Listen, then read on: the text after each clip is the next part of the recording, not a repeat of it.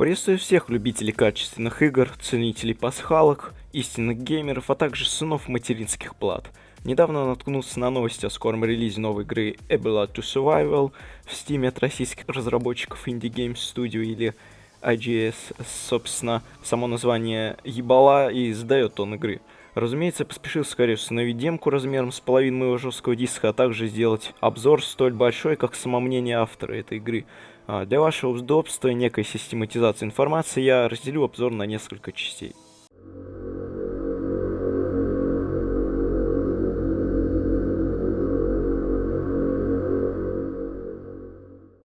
Данная студия не пользуется большой популярностью, отзывы в Steam преимущественно отрицательные, и в основном они о багах, плагиате, а также о насущных проблемах и тайнах человечества. Признайтесь, ведь каждый из вас хоть раз в жизни где-то в комментариях рассказывал о своей жизни, о том, насколько все вокруг плохо, что раньше было лучше. Обращаю ваше внимание, чтобы вы не перепутали, это два одинаковых лога, но две разных игры. На форумах этот один разработчик говорит преимущественно во множественном лице и кичится, как только может, заядлый бритер. Ведь где еще отец может защищать свое дитя, как не в комментариях на разных форумах? Манера речи стремится к апокрифу и в своем апофеозе снисходит на умы жалких людишек, которые выражают свое деструктивное мнение в комментариях на форумах, а также оценках к играм этого издателя. Рейтинг, кстати, у издателя, как у истинного форумчанина, классический.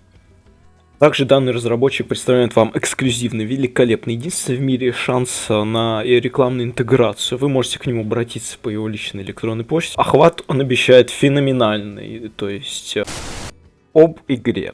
Игра хоть и от российских разработчиков, но почему-то озвучена не от души. Не для русской аудитории, что сделано либо в угоду иностранного потребителя, так как там аудитория более лояльная к подобным проектам, либо для гротескности и кинематографичности происходящего.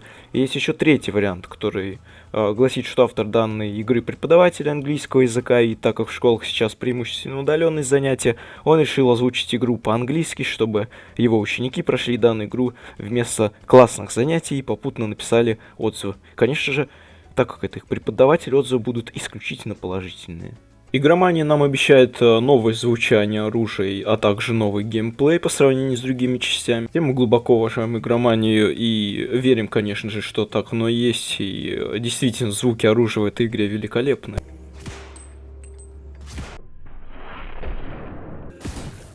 Неведомая опасность, невиданный мир. Мир будет меняться. Но, видимо, у нас нет инвентаря. Подождите, а это кто сделал? Все, туда теперь нельзя пройти? А как же открытый мир? Опасность может ждать за каждым углом. За этим углом нет опасности, они нам врали. Правильно подобранное освещение придает атмосферу хорроров. А также игра нам обещает сцену насилия. Как его описать? Знаете, я вам лучше покажу. Словами это не описать, поэтому смотрите то, что видите на экране. С чем сравнимо данное насилие? Насилие Майнкрафта!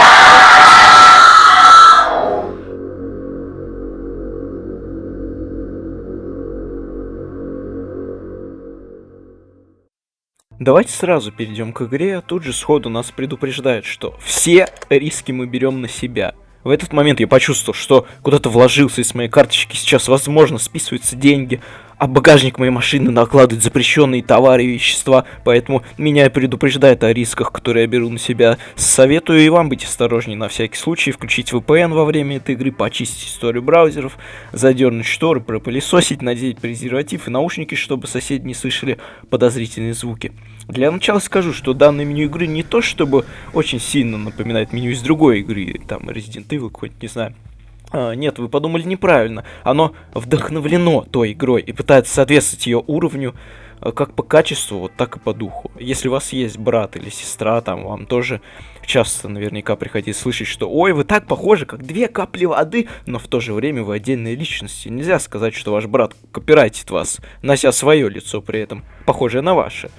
Собственно, здесь ситуация такая же. Ебала 2, возможно, и есть младший брат Resident Evil 2, у которого имеются какие-то психологические отклонения.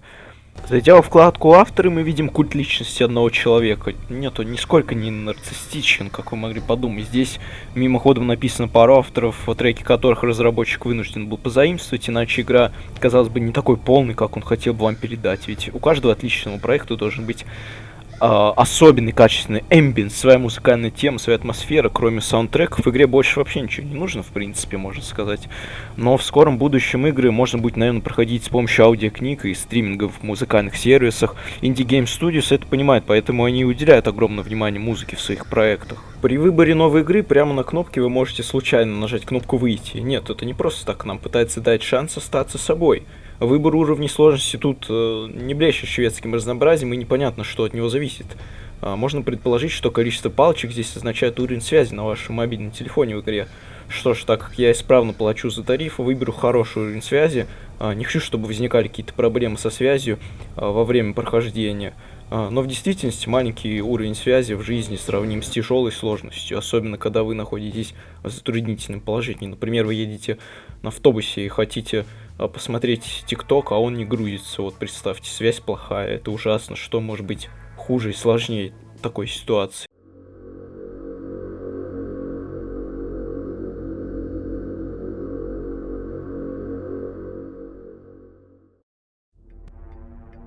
Indie Game Studio presents.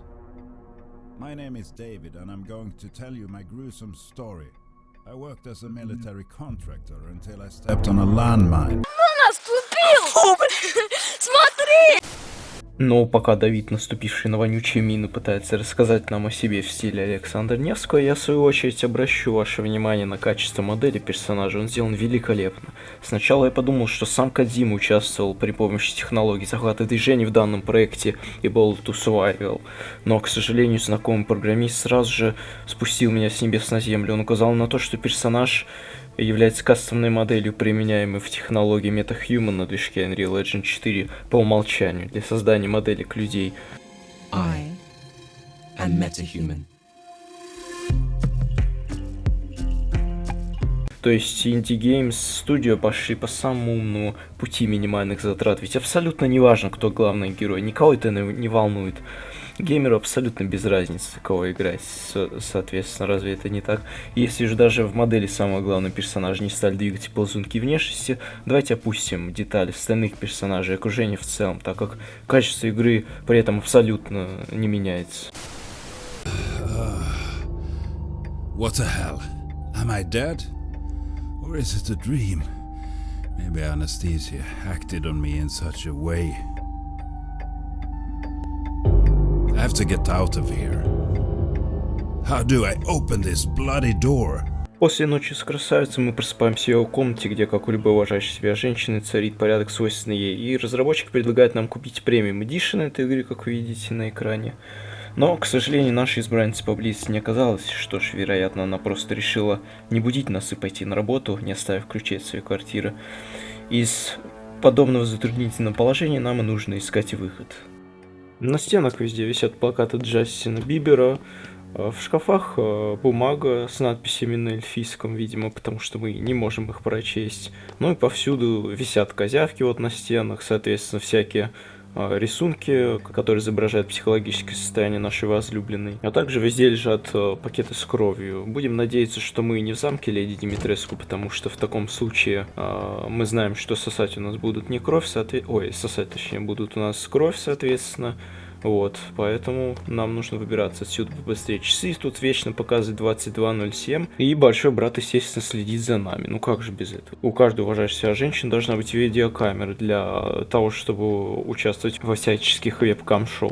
Благодаря карандашу мы расшифровываем записи нашей возлюбленной, видимо. И тут же сразу меняется музыка. Возможно, по женской логике мы сделали что-то не так. И игра хочет нас за это наказать, естественно.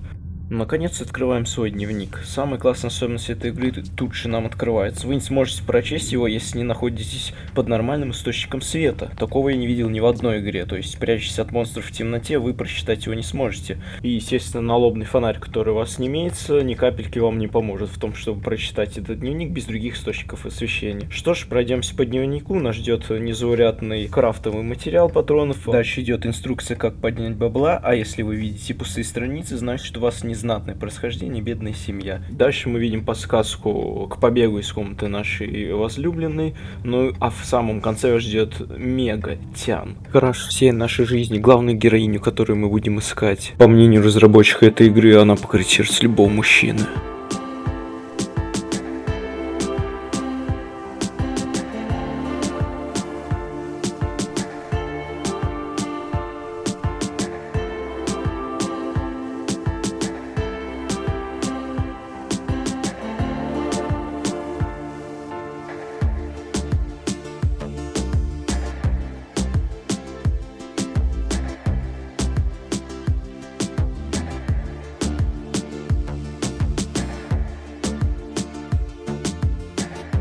К сожалению, на данную тему у меня больше слов нет, поэтому я дам слово великому хомяку, пусть он выразится вместо меня.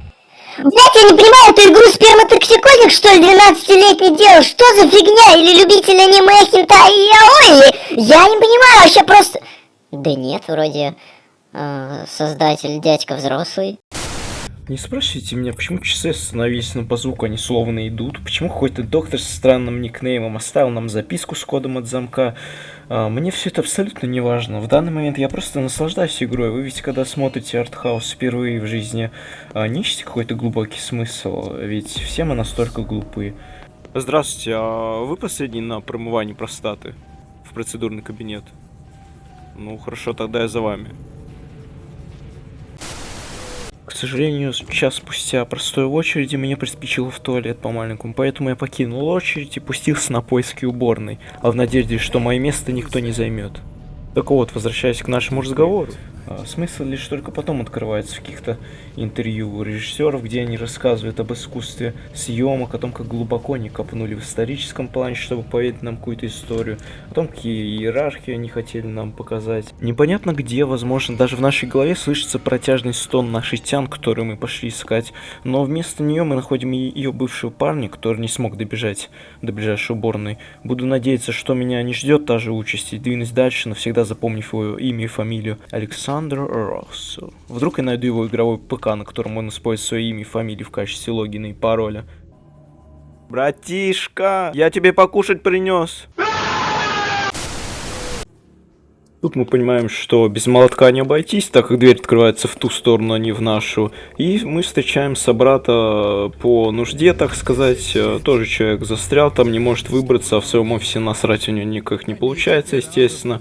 Ну, мы же все порядочные люди, вот почему никто не позаботится о доступности туалетов? Кто-то уже занял туалет, либо дверь заклинена непонятно. И почему-то тут нет туалета для тех, кто еще не определился со своим полом. Есть только для мужчин и только для женщин.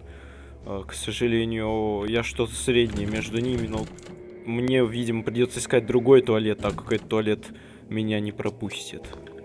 А сейчас мы увидим скример. Всех детей, которые не достигли возраста 30 лет, я прошу убрать с экрана, так как возможен хард-атак, так сказать.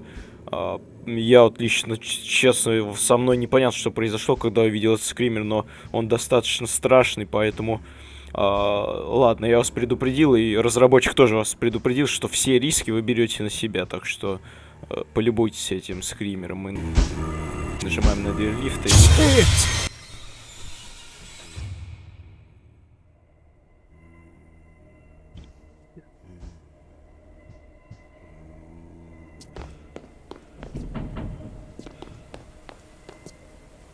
Блин, к сожалению, дверь в лифт тоже заклинила, поэтому туда, в туалет, сходить не представляется возможным.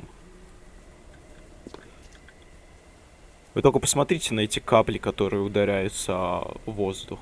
Наверное, тяжелый тут воздух. Настолько тяжелый, что капли, касаясь воздуха, ударяются об него и растекаются по всей атмосфере. Поэтому я не думаю, что на улице безопаснее, говорит мне наш главный герой.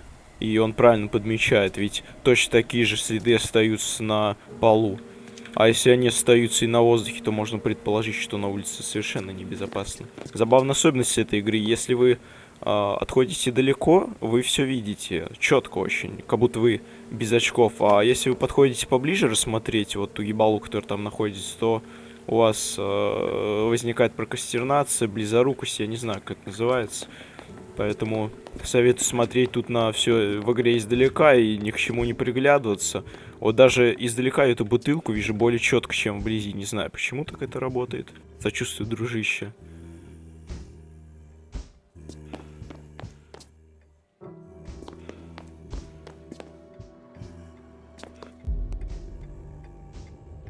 Damn, it's so bright. Какой яркий свет, у меня кожа горит. Чего, блять? Откуда ни возьмись, словно прямиком из нашего подсознания, появляется непонятный мужчина, являющийся смесью Моргана Фримена и Джанкарло Эспозито. Он не понимает, как мы выбрались, так как часы должны были идти в нашей комнате, и предупреждает о культе верующих, которые накастовали защиту на дверь при помощи чудотворного креста Спасителя нашего. Кто это? Откуда он взялся? Кто это за дядя? Он типа вышел из двери, А куда он делся? Ну, видимо, он там сидит. Или... Может быть... Нет, вот... Он, видимо, повесился сразу же, то есть... Да, это точно он, однозначно. Собственно, сейчас вы услышите, как звучит крестьянский рок. Будьте к этому готовы, так как это не просто музыка, а разработчик дает нам сюжетную подсказку относительно нашего происхождения. Нет, мы не какой-то там вампир или вирусное оружие, мы неверующие люди, а люди, которые не верят в отечественных разработчиков, поэтому нас не пустят дальше, и придется тут танцевать до тех пор, пока мы не прозреем, пока мы не увидим истину и не изменим свою точку зрения. Но вот этот мотив, он очень запоминающийся. Итак, если вы на экране вдруг увидели Resident Evil меню, то вы ошиблись, это просто дух хоррора, а если вы увидели карту из Resident Evil, то вы тоже ошиблись, это все еще дух хоррора, то есть это абсолютно не то, что вы думаете, не какая-то там копипаста, это именно дух. Нас встречает тот же самый молоток, что и в предыдущей, ну то есть второй части игры, так как части здесь отличается только словом survival, соответственно, и молоток-то не особо отличается, он точно такой же, как и в прошлой части. Бэн! Мы сразу же идем к этой двери классной, великолепный геймплей.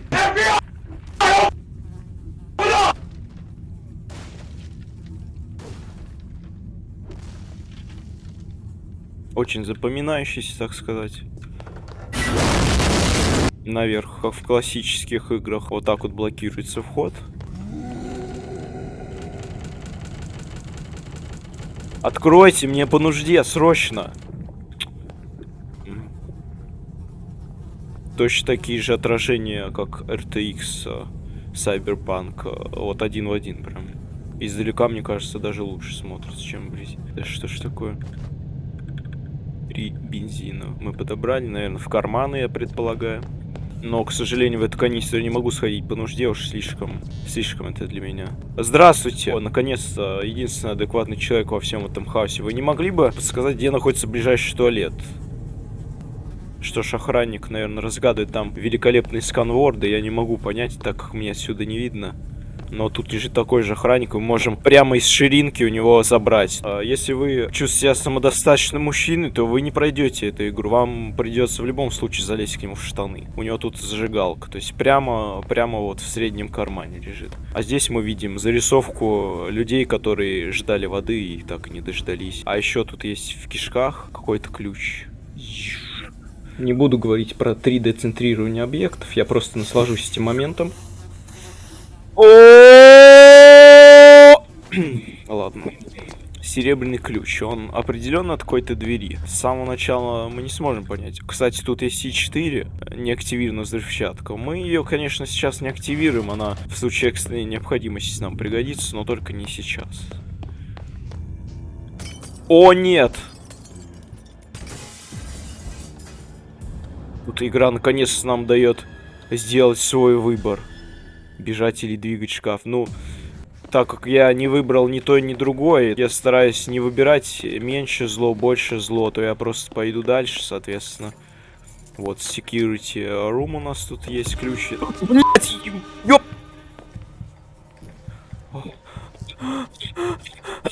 Пишите в комментариях по поводу этого скримера, вам понравилось или вы в восторге. Наконец нам игра дает еще одну возможность. Я предпочту выбрать такой вариант событий.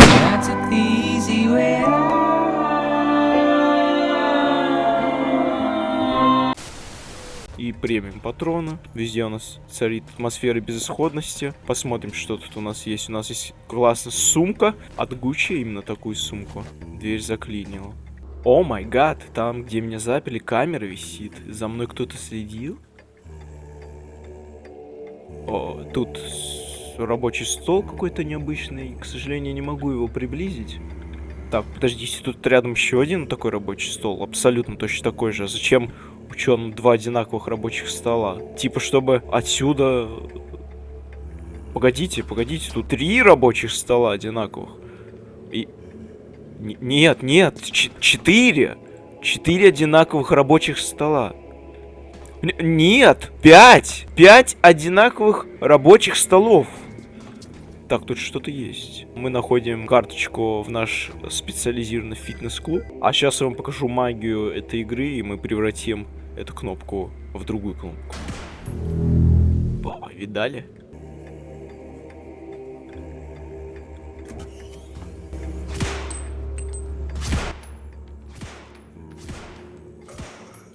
На всех зомби нужно 5... О, господи. Магический ключ.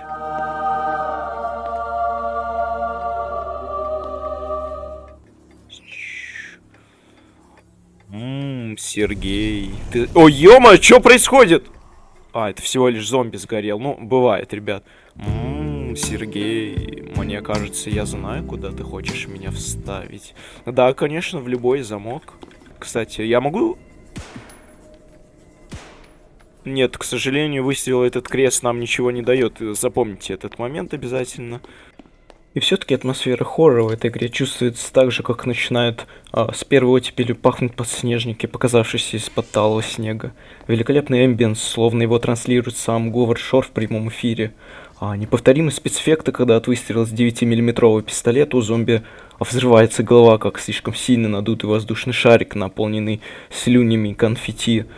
Исключительно интерьер, ни на что не похожий, но в то же время он полностью соответствует духу российских реалий. Идешь по этим коридорам, словно в деревенской поликлинике, ты молодой, только проснулся, вокруг словно 100 лет никого не было. Но при этом везде благоухают натуральные человеческие удобрения на каждом углу, чувствуется какой-то постсоветский сюрреалистичный постмодернизм во всей этой вакханалии, но, при великому сожалению, найти комфортное место для нужды, чтобы не обесчестить себя, все никак не получается. То, что мы зашли в эту комнату, это нам ничего не дало, кроме парочек порошков и патронов. Красная карта. Мне кажется, ее можно было применить где-то внизу. Да, вот, я предполагаю, что здесь. Очень удобно с другой стороны пользоваться этой картой.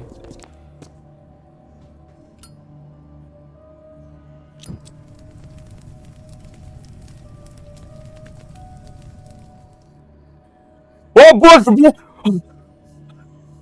Вы видели? Тут словно привидение. Вы видели? Смотрите, дверь... Ё-моё, как я испугался. Меня до сих пор не отпускает, ребят.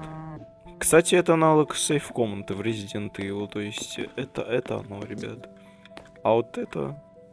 Это мой брат Гомункул, которого выращивали параллельно мне. И, возможно, когда мы умираем, мы превращаемся в этого брата. Вот таким образом мы и сохраняемся. Типа, это сохранялка такая, с помощью столовых клеток мы сохраняемся. Вот такая вот нехитрая механика. А вот рядом тут отсылка к Resident Evil, конечно же. Именно так, с учетом того, что здесь есть электричество, присутствуют и свечи обычные, естественно. На них ложится пациент, и ему проводят диагностику. А здесь аналог ящика из Resident Evil.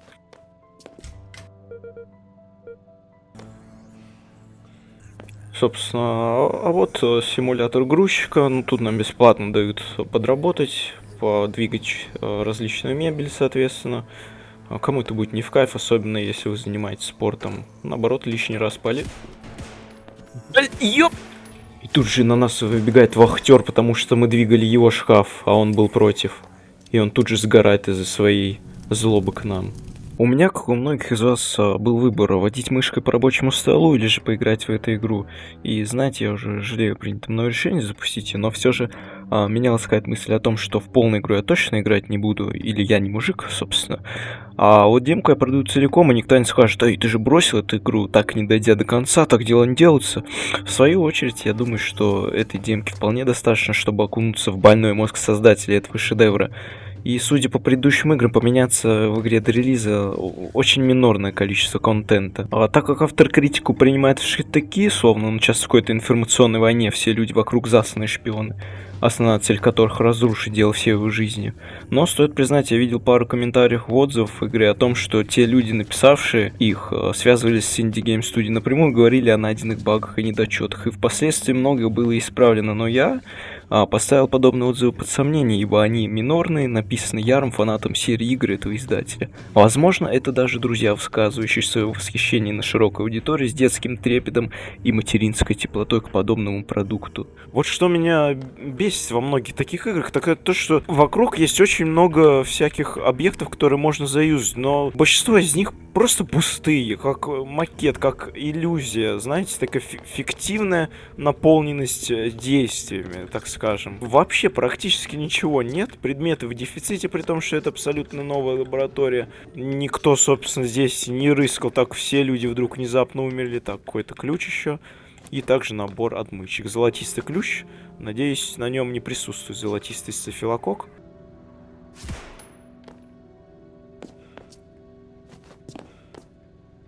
Погодите, это что? Это что, 6-й такой же рабочий стол?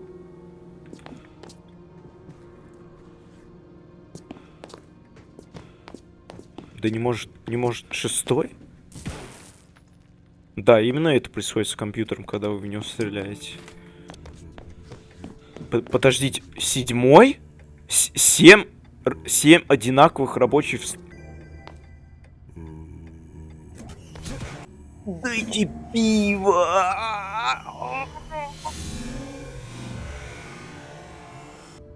О май. Так, главное не заразиться. Нужен бензин. Черт. Так как Но так же, как и хороший кефир портится за пару дней, так и впечатление падает с каждым шагом в этой игре. А если вы внимательны к гейме, то обратили внимание на то, что в самом начале игры демонстрировался великолепный педикюр нашего главного героя, который показывал то, что мы ходим босыми ногами по полу. А в итоге с каждым шагом мы слышим, как шагают наши сапоги или вообще какие-то большие ботинки говнодавы. Поэтому каждый шаг напоминает мне об этом. О том, что наш педикюр может пострадать из-за такого окружения, лестниц, разбитого стекла. Не представляю, во сколько обошелся подобный педикюр, особенно после того, как наш герой наступил на мину, его в лучших традициях конструкторы Лего собирали по кусочкам. Но благо медицина шагнула далеко вперед, и наш ОМС Полис покрыл все расходы, как это часто бывает.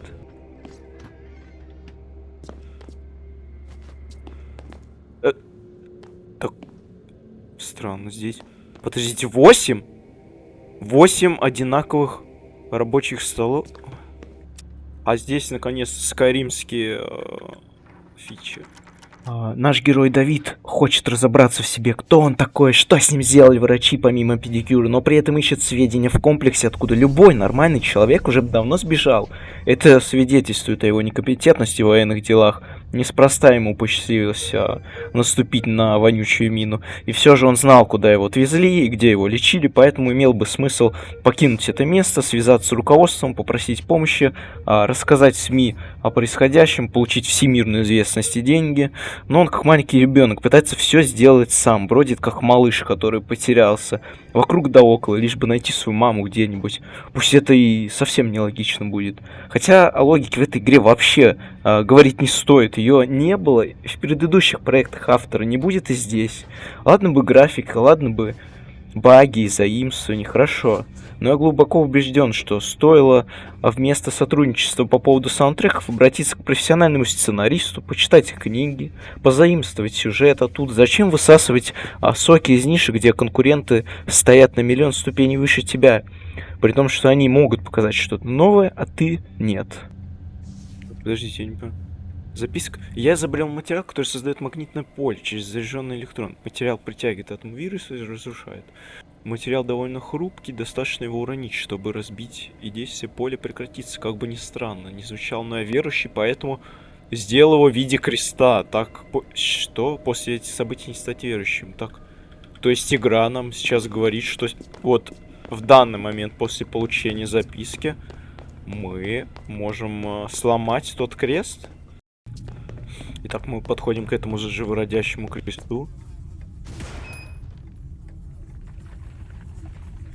Блять, а почему он в прошлый-то раз не ломался? Ебать в рот.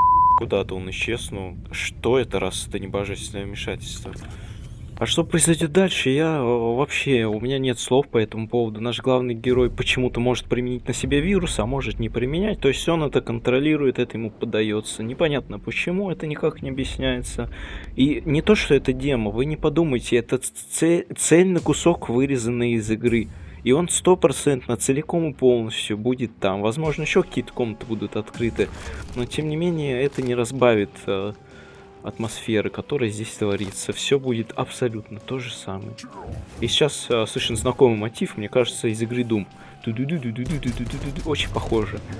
Нам дают себя побыть зомби. Это впечатляет, конечно же. Что может быть лучше этого, как крушить людей, непонятно почему. Эти люди, возможно, пришли нас спасти, но мы решили применить вирусы и не разбираться, кто они, зачем они здесь. А если бы мы, кстати, не применяли вирус на себе, то было бы неинтересно играть, мы бы просто стреляли и тратили на них все свои патроны. Что вообще неинтересно, то есть они априори начинают по вам стрелять, как по враждебной сущности. Возможно, потому что мы выглядим как зомби или и им не понравился наш педикюр, который мы носим. Возможно, они завидуют. Почему-то быстрые слоты тут есть, но они, к сожалению, не работают. Блин, и тут не сходить в туалет. Да что ж такое-то? Боже, как тяжело нуждающимся человеку. Вот. Получается какая-то неудачная шутка, какой-то одноразовый угар с багов, и куча блогеров, проходя эту игру, говорят одно и то же. Одни и те же сравнения с обителем зла, одни и те же сравнения при взломе замков со Скайримом. Да им просто нечего сказать-то по поводу этой игры, потому что тут нет никакого эксклюзива. Никто не будет играть в Skyrim и говорить, взламывая замок, о, это было в игре Ebola 2 Survival или что-то типа. Есть люди, которые работают по минимальным усилиям, паразитируя на чужих идеях, бесплатных ассетах, и при этом кто-то им платит, покупает их товары, словно больше не во что играть, или комп не тянет. Если сравнивать данную игру с каким-нибудь блюдом, которое можно съесть, я бы охарактеризовал ее как винегрет. Понапихана куча всего, позаимствованы механики, идеи. Плагиат напоминает самый лучший фильм с Харламовым, где просто все впихнуто в хронометраж одного фильма отовсюду. Так же и здесь, но Indie Game Studio явно не понимает, что заимствуя все отовсюду, то ничего нового не сделаешь. При этом ты не то чтобы заимствуешь, ты пытаешься сделать сам похоже практически в один, но так как там работали профессионалы, а здесь копирщики из 9 класса, которые не знают деталей, то и выполнено оно на соответствующем уровне. Это все равно, что заказывать аналоги дорогих вещей на Алиэкспресс с Китая. Куча дешевых вещей, надетая на вас, не сделает вас привилегированным.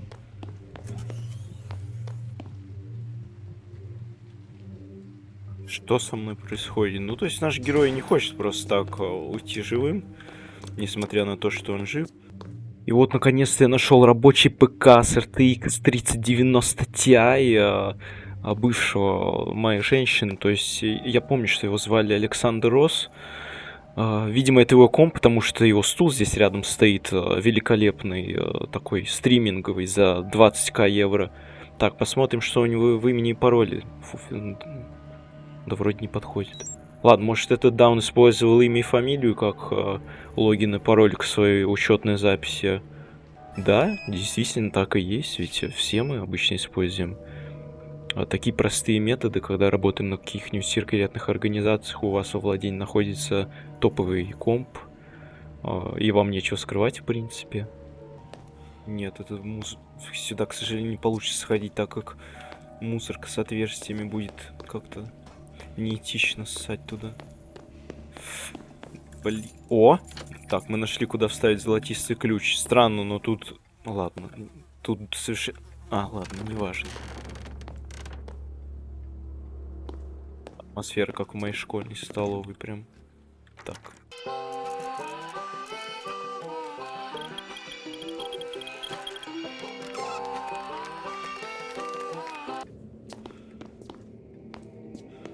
Погодите, это...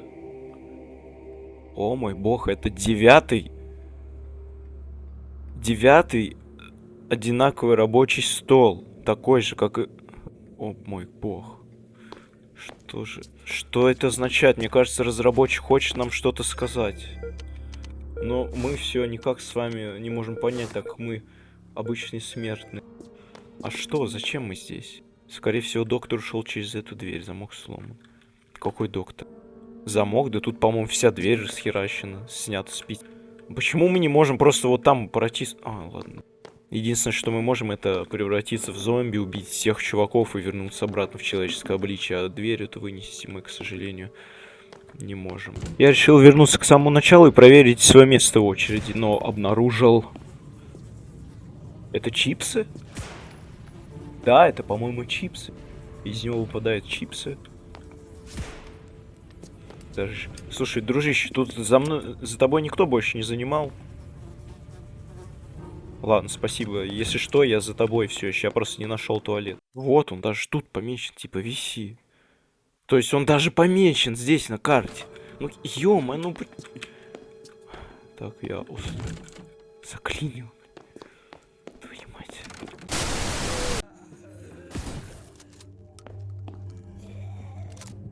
Тут мы попадаем в настоящий расис админа, это серверная, так я понимаю. К счастью, тут нет этого 10-го рабочего стола, так я вижу паяльная лампа, сварочная горелка точнее.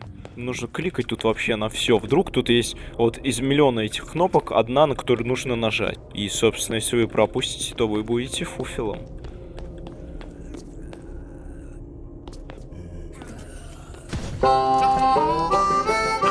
Бать, с тобой все нормально?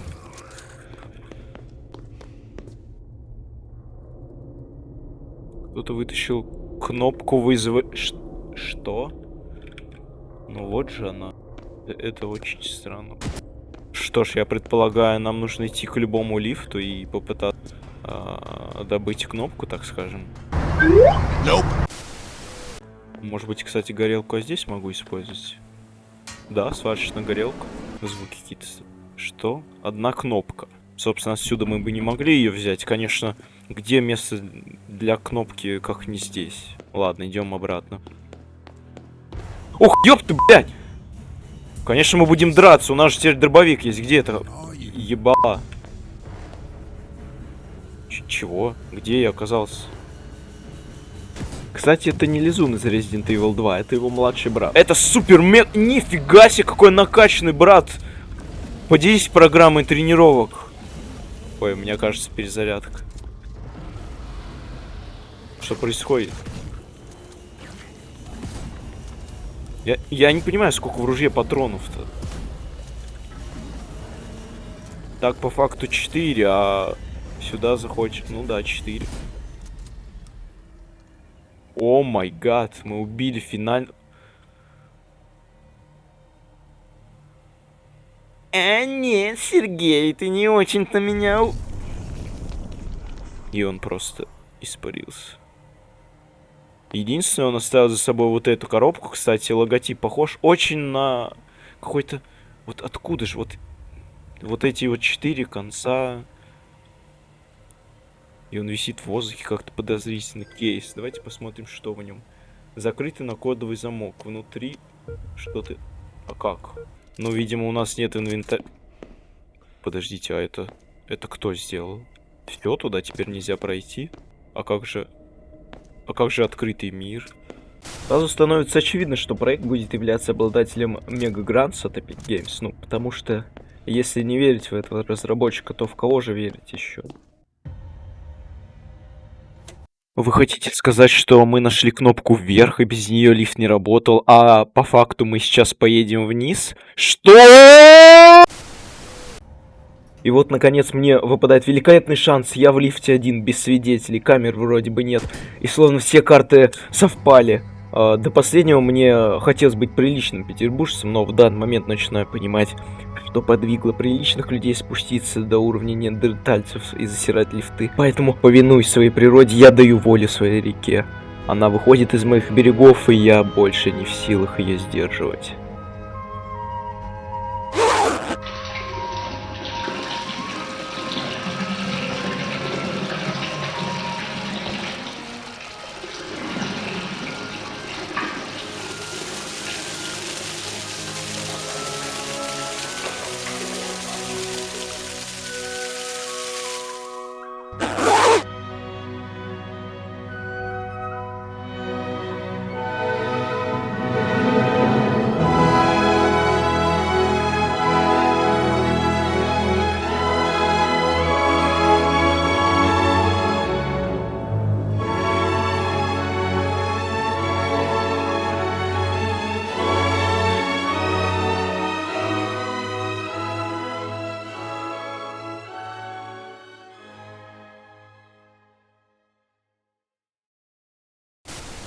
И на этой оптимистической ноте демка заканчивается. А по поводу игровых внутренностей, разумеется, полно людей, обладающих более глубокими познаниями, помимо меня, поэтому я решил обратиться к компетентному в данном вопросе человеку, моему дальнему знакомому программисту с большим стажем в данной области, ведущему руководителю проектов модов по Сталкеру. Я попросил его пройти Able to Survival, если вдруг в его плотном графике появится свободный часик, чтобы оценить все тонкости игры и поделиться со мной экспертным мнением в таком щепетильном и волнующем нас всех вопросе. К счастью, он решил мне подсобить, за что ему выражаю огромную, особенно благодарность. В свою очередь, он попросил остаться обезличенным, поэтому конкретных имен я вам не назову, если он захочет, то напишет какой-нибудь комментарий под этим видео.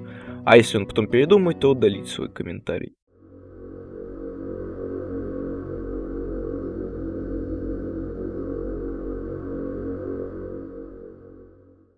Так, ну что я могу лично пока сказать вообще по главному меню.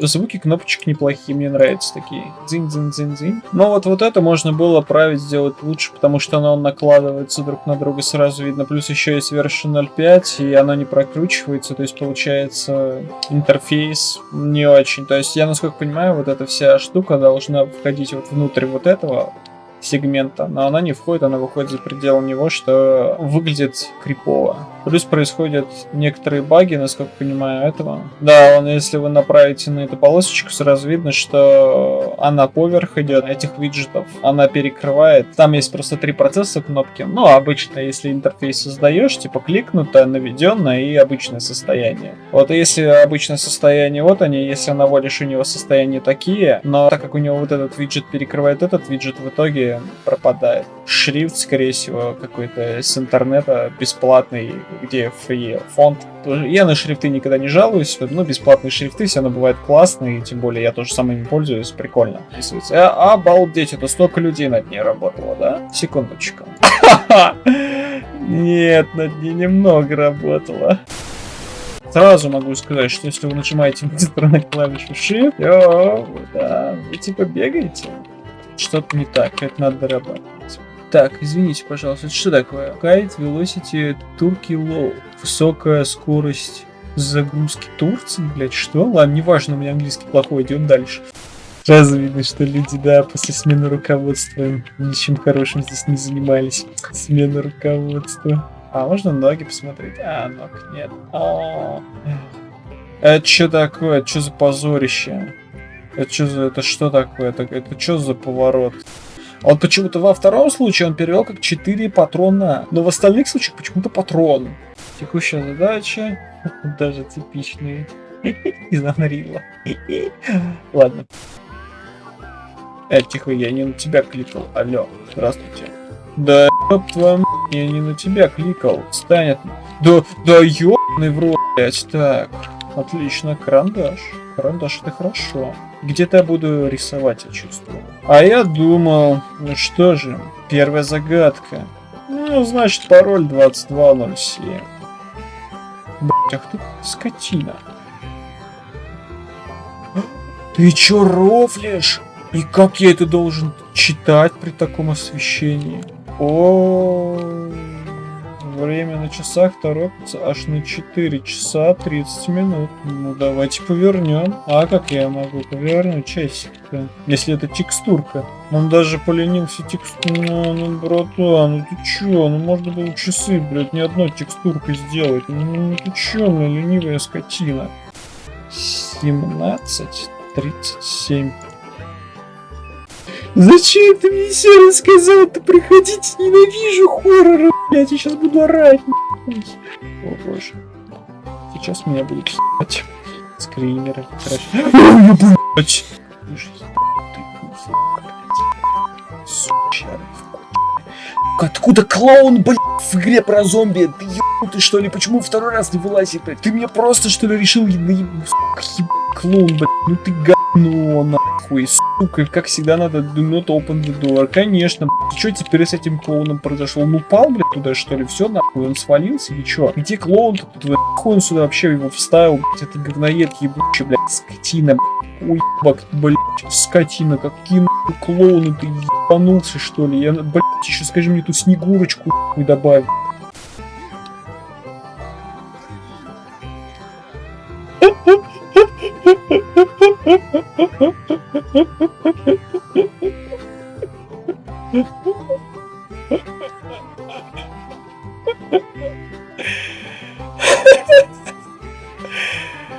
Ой, блядь, я не могу, нахуй. Это самая смешная реализация Метахимана, которая за всю свою жизнь. Ой, блядь, какие пиздатые анимации я сейчас увидел, блядь. Ой, озвучка тоже. Я сначала думал, она неплохая. Теперь я думаю, что она какая-то крест не даст мне выйти. Черт, что ли? Мне что, Иисус, что ли, здесь держит? Отлично. Ты чё, из сталкера звуки взял, блядь? Ты чё, ебался, что ли? Тебе же за это повесит.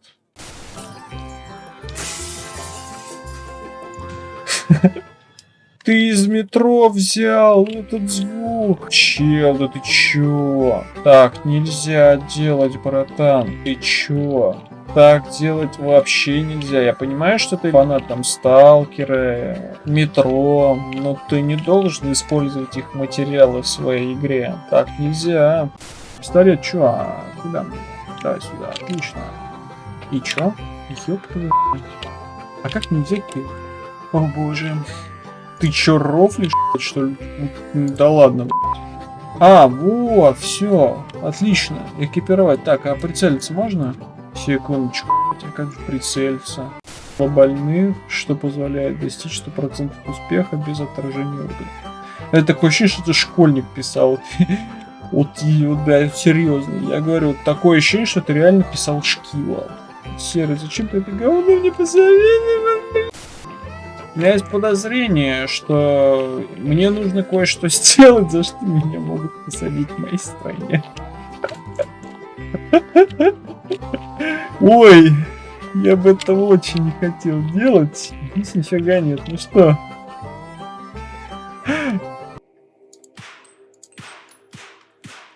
Ладно, я не хотел. Ой, баллоны и баки не простреливаются. Но окно не простреливается. По взрывчатке стреляй и плевать. Ты загородил это окно, которое он выбил. Нельзя открыть дверь.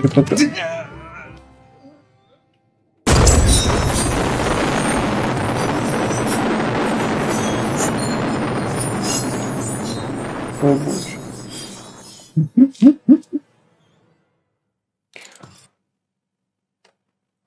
Ой, ёб твою мать. Благодарю каждого за просмотр, оставляйте свои комментарии и оценки под этим видео. Также поддержите Indie Games Studio, пройдите демку, ведь пока она бесплатная. Но я надеюсь, в скором времени за ее прохождение будут платить вам в кошелек Steam.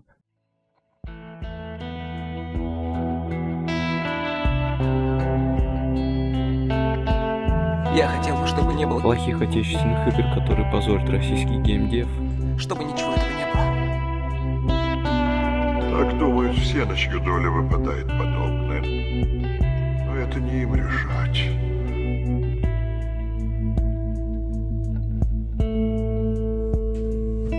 В наших силах решать только, что делать со временем, которое нам отпущено.